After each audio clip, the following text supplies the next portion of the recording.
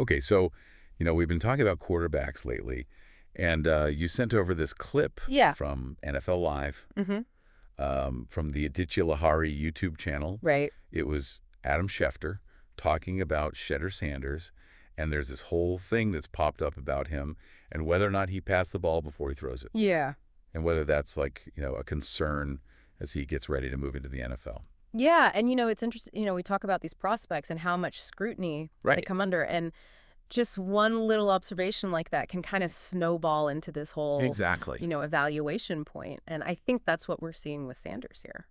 Yeah, and this all started with a comment from Jet safety Andrew Sisko. Right. He said that Sanders needs to, you know, stop that ball breaking. Mm-hmm. And I think for some people, they might not know what that means. Yeah. But he's talking about like that little pat or rhythm. Yeah, like a little hesitation. Yeah, hesitation. Almost a tactile confirmation of Yeah. the grip before they throw it. Right. And like right away, you had other players jump into this conversation. Oh, absolutely. And that's what made it so interesting. It was like Darius Slayton, wide receiver for the Giants. Mm-hmm. He came out on formerly Twitter, Right. and immediately defended Sanders. And his point was Yeah. if defensive backs were so good at reading quarterbacks, Yeah. wouldn't they be, racking up all these interceptions? You're right. He even said something like, they're still falling for play action. Right. Like, come on. Yeah, and he said, what a joke. So you could tell he was pretty fired up about it. Yeah, it was like a real show of support there. Totally. But then you had Mike Parsons come in with a different perspective, Mm-hmm. and he's talking about the timing. Yeah. It's like, that little pat could be the difference between getting a pass off and getting sacked.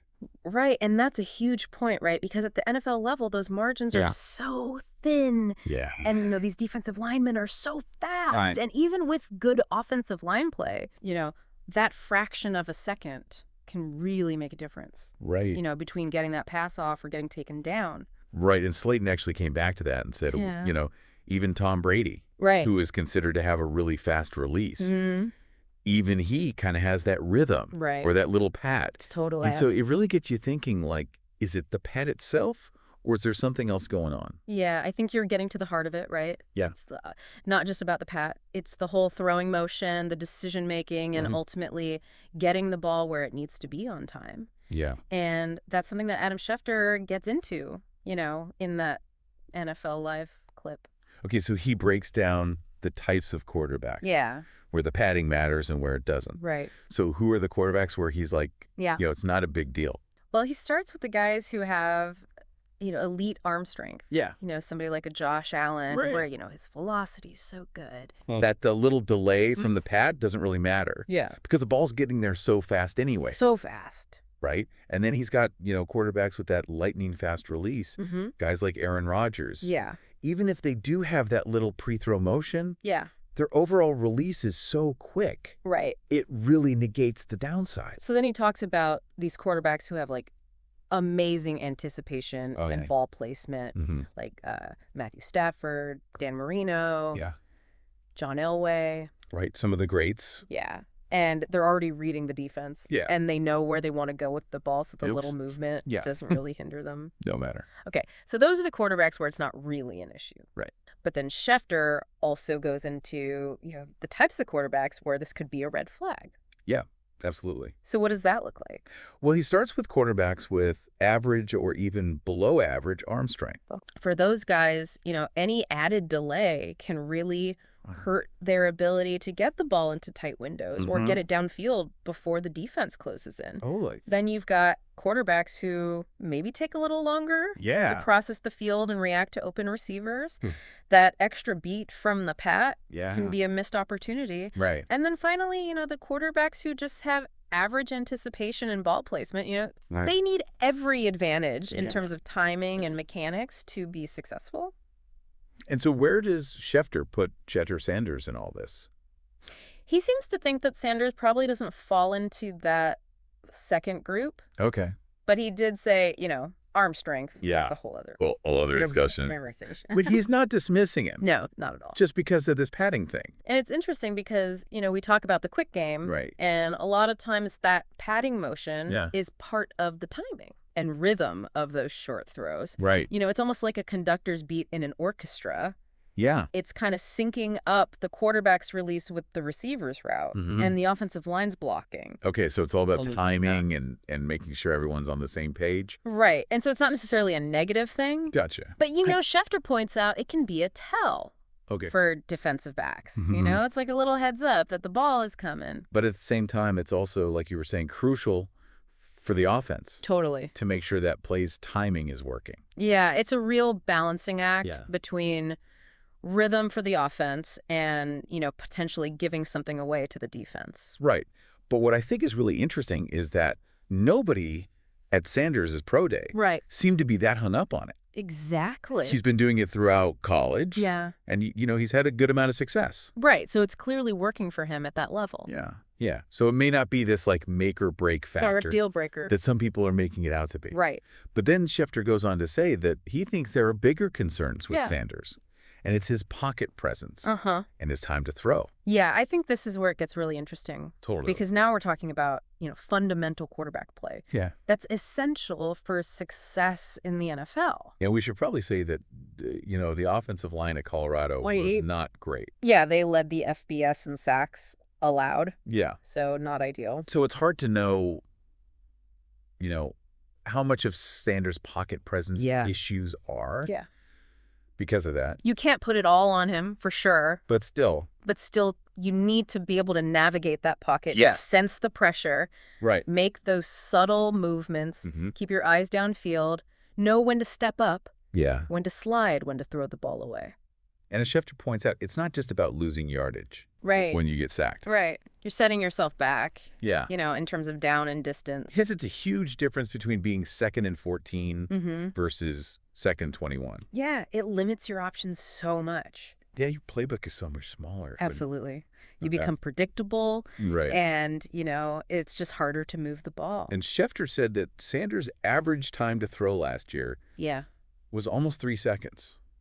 It's a long time. That's like an eternity. In the NFL, that's an eternity. Yeah, so he's saying that to really be successful against these faster defenses. Yeah, the speed of the game. He needs to get that time down. He needs to speed it up. Yeah, and it's not because of the padding necessarily. Right. It's more about this tendency to drift in the pocket. Right. Which can prolong the play and lead to more sacks. Yeah, so it's not the pad itself, it's what he's doing. Yeah. While he's holding on to the ball. So the padding might be the thing that we see. Right.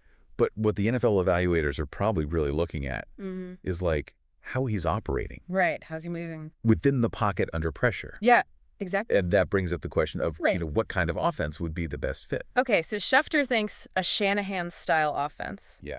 Known for those quick, decisive throws and intricate timing. Yeah. He thinks that would really play to Sanders' strengths. Okay, and what are those? He's got that toughness. He's accurate. Yeah. He can make those throws to all levels of the field. Okay. So there's a lot to work with there. But then he brings up quarterbacks who have been successful in those systems, like Kirk Cousins and Brock Purdy, who have those really quick releases. Lightning fast. So can Sanders actually improve his release speed? That's the million-dollar question, right? Totally. Yeah. Quarterbacks can refine their mechanics. But Schefter makes a good point that Sanders has been throwing this way for a long time. Thousands of reps. Thousands of reps. Yeah. So to really change that ingrained habit, it's tough. It's a tall order. Yeah. It'd be like a golfer, trying to completely overhaul their swing. Yeah, it's possible. Yeah. But it takes a lot of time. And dedication. And then Schefter brings up another quarterback. Oh, yeah. Cam Ward. Interesting comparison. Yeah. And he also hold on to the ball for a long time. Right. But he's got these other qualities that make up for it. Yeah, he's really athletic. Yeah. He can make these throws from different arm slots.